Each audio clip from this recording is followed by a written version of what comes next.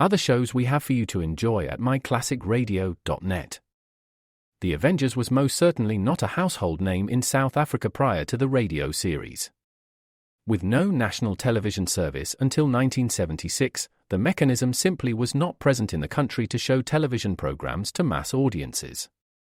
While many other countries reveled in the filmed adventures of John Steed and Company, South Africa was not equipped to join in the fun. The series took Britain by storm and made a major impression in the American markets, being that greatest of rarities, a British series given a network transmission slot. However, as a filmed series, rather than a videotaped one, The Avengers was able to gain a modicum of exposure in South Africa through film rentals. Come and listen at myclassicradio.net. Other shows we have for you to enjoy at myclassicradio.net. The Black Museum was a 1951 radio crime drama program independently produced by Harry Alan Towers and based on real-life cases from the files of Scotland Yard's Black Museum. Ira Marion was the scriptwriter, and music for the series was composed and conducted by Sidney Torch. Although often mistakenly cited as being produced for the BBC, the series was produced and syndicated commercially by Towers throughout the English-speaking world. Come and listen at myclassicradio.net.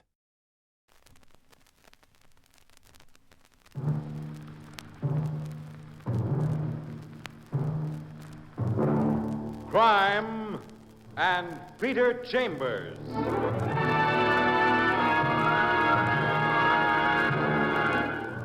Created by Henry Kane, transcribed and starring Dane Clark. A private investigator, duly licensed and duly sworn, Peter Chambers.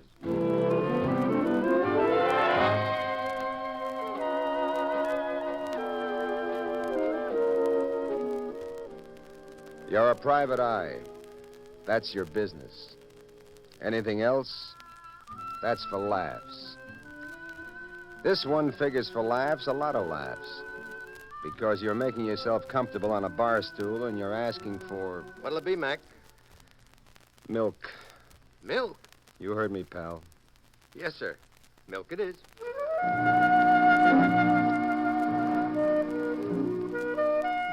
It's a great, big, beautiful bar. The Peacock Room. And down at the far end sits a blonde. Quite a blonde. You like the beige suit and the scarlet blouse and the long beige gloves and the swell of the blonde hair on her shoulders. You like the queer cut of her eyes, upswept at the edges, and the green from where you sit. You like the curved red, wet lips and the clean line of the eyebrows. But best of all, you like the glass of milk that's sitting there in front of her. What's with the milk today, Mac? Search me. You want a chaser? Maybe heavy cream, homogenized? Do me a favor, pal. Yeah? Go be funny somewhere else. Will you please? Well, sure, Mac. No offense. You know how it is. Milk.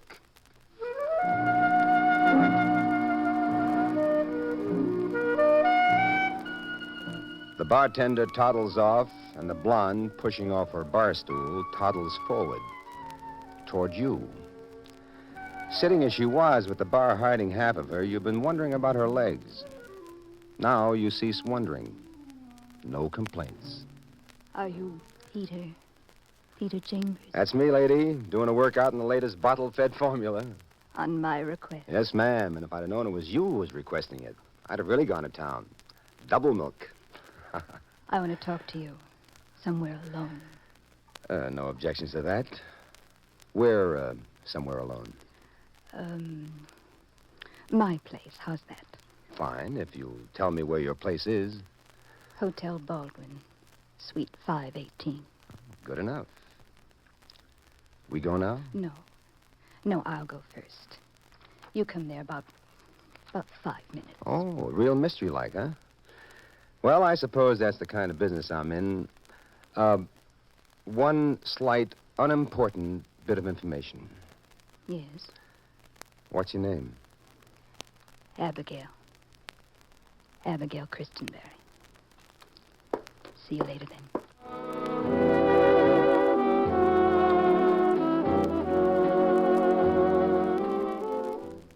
You fiddle with the milk, giving her 5 minutes. Then you hustle out of there and make for the Hotel Baldwin. The elevator takes you up to 5, and you're at Suite 518. Well, Mr. Peter Chambers. You're in a fancy sitting room. Abigail Chrisenberry looks just the same.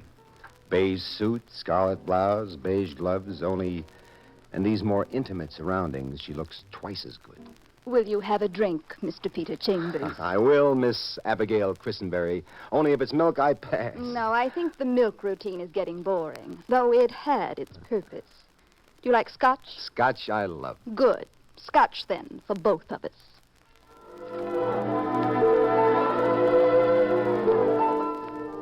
She sets up the drinks neat. Whiskey in a shot glass and a tall glass of soda on the side. One combination for you, one combination for her. Then you're sitting opposite her across a coffee table, and you're both sipping your drinks and sort of, staring. So, just to shake it up, she drops a little bombshell. I've changed my mind, Mr. Chambers. You've changed your mind about what? About retaining you. Oh? There's no longer any need of your service. Huh? Fired before you get hired. Everything happens to the private eye. Here you are, sir, for your trouble. $100 bill. Well, that's most generous of you, dear lady. Now then, good afternoon, Mr. Peter Chambers. And a very good afternoon to you, Miss Abigail Chrisenberry.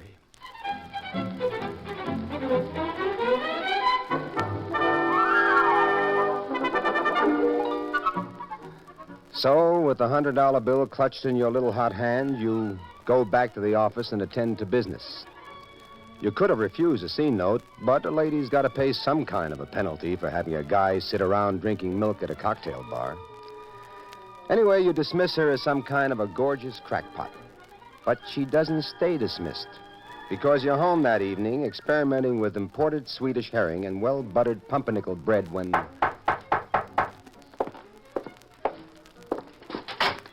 Evening, Pete. Ah, Louis Parker. May I come in? Detective Lieutenant Louis Parker, New York City Police, homicide. Good cop, good man, and good friend. Spending the evening in, Peter? Well, I was hoping to, Louis, but in my business, no. Drink, Lieutenant? No, thanks. I got gas. Hunk of herring, maybe? Same gas. I got a little heartburn, too. Well, how's about some bicarb? Look, you know a dame by name Abigail Chrisenberry? Oh, not half as well as I'd like to. Well, you ain't gonna. Why not? She's dead. Dead? Abigail Chrisenberry, dead. And, my boy, they've got you tagged for it. Me? It's my case, Pete, and you'll notice I come alone. Now, if you've got an out, brother, I'd be the happiest guy in the world. Out? What the heck do I need an out for? I didn't kill her. Well, Pete, the maid comes to Suite 518. It's about 7 o'clock. This Abigail is under the bed in a kimono with the back of her head belted in, her face mashed up, but bad. You wouldn't know it was a face. Well, what's that got to do with me? First off, we find your name and address in her pocketbook. Well, that's evidence. Gives us a peg, so we hang our hat on it. Glasses on the coffee table have fingerprints. We've got your prints on file downtown. We match them. They match. Well, is this evidence of murder? There's more, fella. More? The medical examiner says she got it between 4 and 5 this afternoon. We described you to the elevator operator, and sure enough, you were there at about 4:30. Look, Louis, I can explain that. Can you explain this? Can you explain her diary?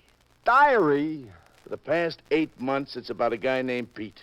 That's all. Guy named Pete. Well, about how cute he was, about how in love they were, and then what a louse he is. How he's strictly working her for money, and finally that she's scared of him because he's threatening her. Now, we call that evidence. What do you call it? Evidence. Circumstantial, but evidence nonetheless. Pete, were you there at 4:30? Yes. Well, give me your side of the story. Did you know the dame? Yes. Stop agreeing with me. Come on, talk it up. Let Listen, me hear. Lieutenant, listen. This morning at the office, I get a phone call, a dame, no name. She tells me she's got a case for me to meet her at the Peacock Bar at 4 o'clock. All right, so you go to the Peacock Bar. What do you do there? I drink milk. Milk? Oh, now, look, this is Louis Parker you're talking. A milk drinker you ain't. Look, it was a way we'd identify ourselves. She'd be drinking milk, I'd be drinking milk. All right. Anyway, she talks to me. She wants a 5-minute head start, and then I'm to meet her at her hotel, Suite 518. And? I get there, must be, about 4:30. We have a couple of drinks, and then she bounces me. She says she changed her mind. And that's your story? That's it. And you better get your hat. We're going downtown. I'll have to book you. Look, Louis, why do you have... Because we got affidavits, Pete, from all the help in the hotel. Affidavits? Well, what do they say? They say that Abigail Chrisenberry did not leave her apartment today, all day, not once.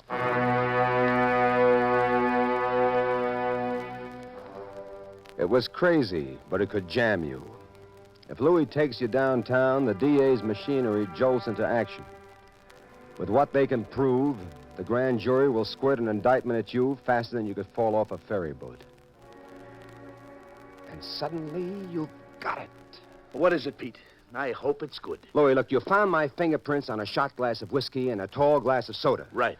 And opposite that, there was another shot glass of whiskey and another glass of soda, and somebody been using them. Right. But you found no fingerprints on that second set. Now, how do I know that? How do you know? Because the story I told you is true. The dame was wearing a suit and gloves. And she didn't take the gloves off. Yeah.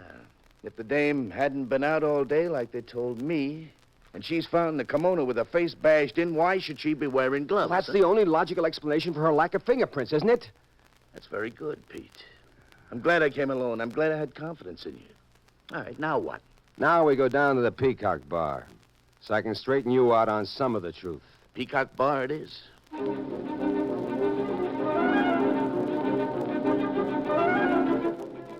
You slip on your holster and you clip your gun into it, and then you're riding across town in Parker's car.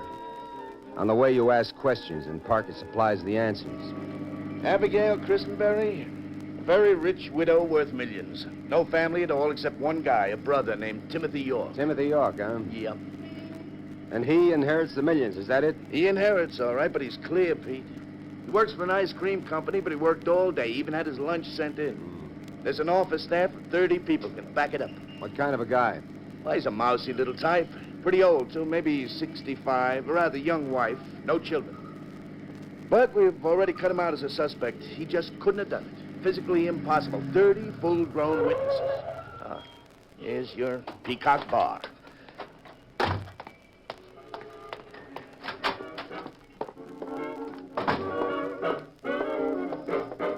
Yes, sir, gentlemen, what'll it be? Scotch on 2. Hello. Well, the milk drinker. Hiya, Mac. Hi. Oh, my friend drinks milk, huh? Good way to cushion yourself for a bender. Drink milk in the afternoon. Go on, tell him about the other milk drinker. Other milk drinker? Yeah, the dame. The beige suit, scarlet blouse, beige gloves. Dames. We get 1 million of No, this was a special one. Beautiful blonde. She was sitting up there at the bar. She came and talked to me. She was drinking milk. I'm behind this bar from 10 to 10, 12 hours. You go out of your mind if you start picking out dames. It's like a rancher with 100 head of cattle. You can't pick out every cow. Try. It's important. Well, I'm trying, Mac. Believe me, but it ain't no use. I'm sorry. Okay, let's get out of here.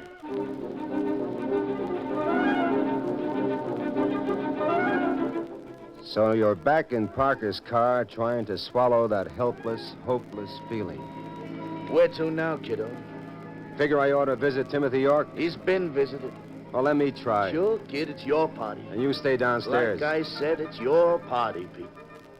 It's a nice enough house, apartment 9G, and you stick your finger in the buzzer. Little guy opens the door. Little old guy that looks like he's falling apart, skinny as a pencil. Yes, what can I do for you, sir? Timothy York? The same. Chambers, police. But the police have already been here several times. Now, once more can't hurt.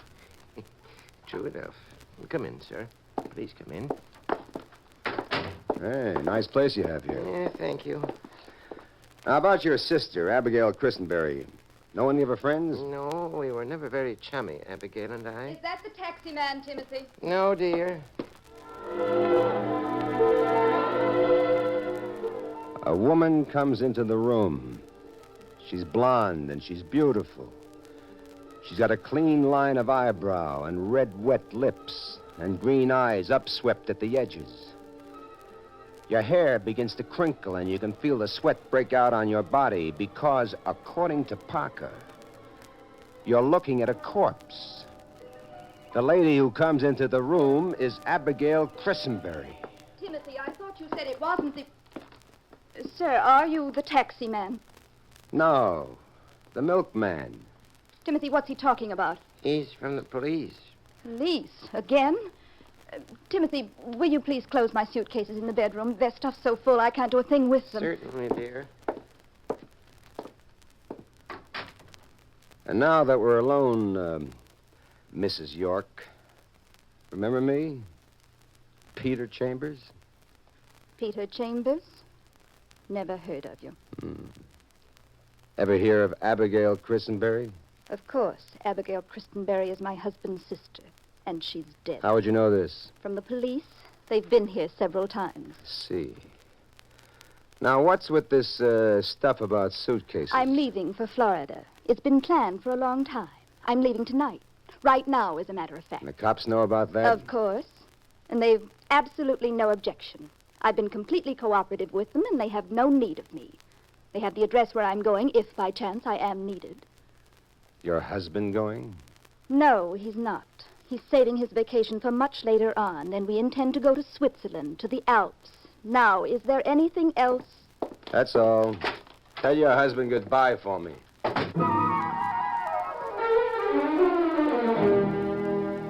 Back in the police car, you bestow a kiss on the damp and untranquil forehead of Detective Lieutenant Parker. Hey, what's that for? For having confidence in me and for having patience and for playing ball. Okay, ball player. Who's up now? You. How do you make that, Pete? Mrs. Timothy York is coming out any minute. She's on her way to Florida. I know. Only she's not going. Who's stopping her? You are. Oh, now what? Look. When she comes out, you pick her up and bring her to one of the precinct station houses for further questioning or anything else you want to dream up. But just see to it she's detained. You sure you know what you're doing, Pete? I'm positive. Just play along with me a little longer, and we're liable to knock one right out of the ballpark.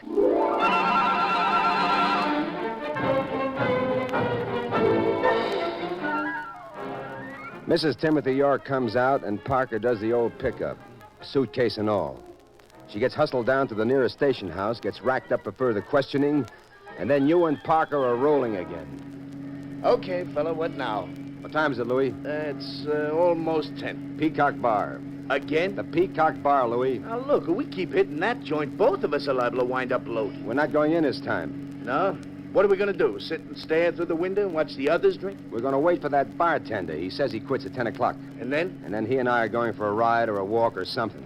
But wherever we go, I expect you to be close by.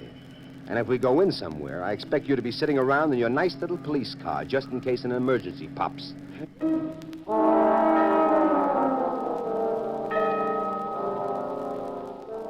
He stops the car near the Peacock Bar. You shift your .38 from the holster to your side pocket. You get out of the car and you wear out the sidewalk in front of the fancy tavern until High Shoulders come strolling out. Okay, Dimples. What? What do you want? The lump in my pocket is a gun, and I'll use it if you make me. Sure. You understand about guns? Yeah, I understand. Fine. Now, where are you heading? Home. How do we go? You heard me. We walk. It's nearby.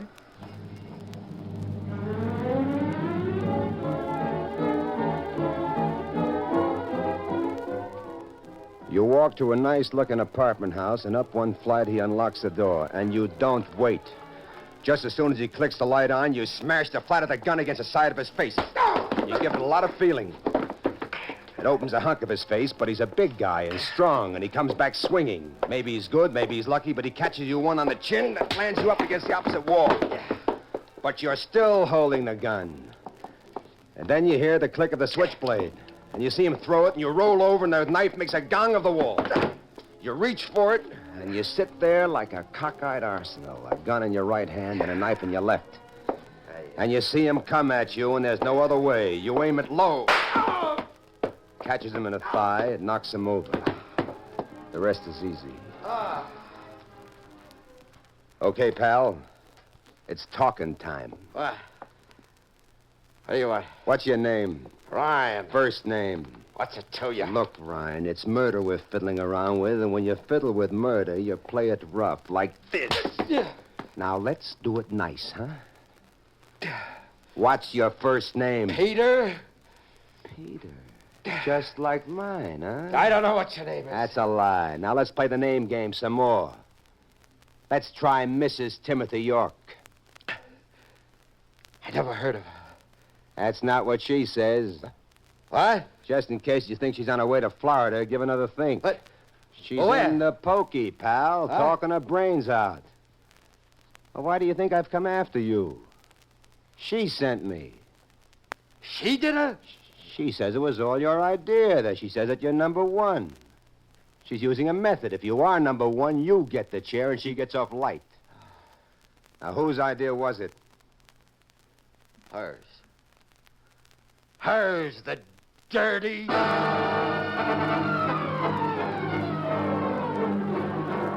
He spills the story like he's leaking words. Then you go down for Parker and you bring him upstairs. And you also bring him up to date on current events. Meet Mr. Rhine, Lieutenant. Peter Rhine. That's the Peter that was mentioned in Abigail's diary. What, the bartender? Yeah, Dimples over here. Our rich widow, Abigail Chrisenberry, sort of got stuck on him. But then he got tired of her, especially after he met her sister-in-law, Mrs. Timothy York. Who murdered Chrisenberry? Mrs. Timothy York. But she figured out a real cutie. Like how? Well, they knew about Abigail's diary, where she mentions Pete. So they look up the classified directory on the private detective, which is often confused for Fall Guy. And the first Peter they come to is me, Peter Chambers. And they elect you the patsy. Correct. First, Mrs. Timothy York kills Abigail, mashes her face in, so I won't know the difference. Then she meets me at the Peacock on that milk deal. Then I'm to follow her right into the trap. She uses the stairs, coming and going, so no one sees her. But me, I use the elevator. Everybody sees me. Which puts you at the scene of the crime, which leaves your fingerprints all over the place, and which confuses you with the Pete in Abigail's diary. And the dead Abigail is in the bedroom, dead for at least a half hour, with her face all smashed up. Then after you get bounced out, Mrs. Timothy York blows the joint using the stairs again, and nobody can connect her with the crime. And you think Mrs. Timothy York is really Abigail, and you can't tell the difference because the real Abigail is now minus a face. Huh? Sure, and with Mrs. Timothy York in Florida, I'd be in it up to my neck. Yeah, but if these two knock off Abigail, what do they get out of it? Mr. York inherits. Mrs. York planned a trip to Switzerland with Mr. York. Mr. York would never have come back from there. He'd have tripped on an Alp or something. Then she'd get all the loot, and she'd hook up with Dimples here, and they'd both live happily ever after.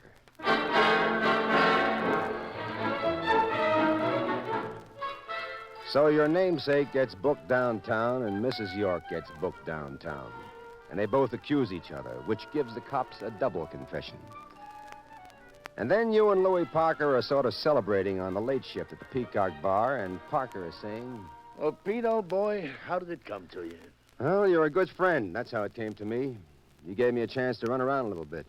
I saw Mrs. York, which I couldn't have if she'd beat it for Florida. And the minute I see her, I realize I'm in the middle of a frame job. Mrs. Timothy York, who told me she was Abigail Chrisenberry. And you tie that up with a bartender that forgets one of two milk customers in the same afternoon, huh?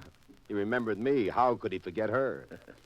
So the moral of the story is don't lose patience and don't lose confidence in a friend, even if you're a cop. It's got another moral, Lieutenant. And that is? Don't drink milk at a whiskey bar. Not unless you've got an ulcer.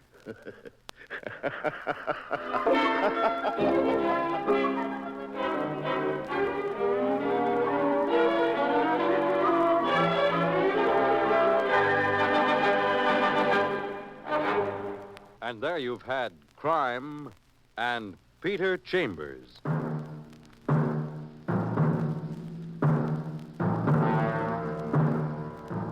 Dane Clark was starred as Peter Chambers.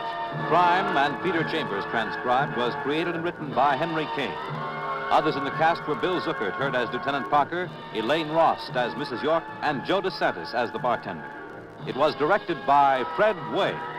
This is Fred Collins inviting you to tune in next week, same time, same station, for Dane Clark in Crime and Peter Chambers.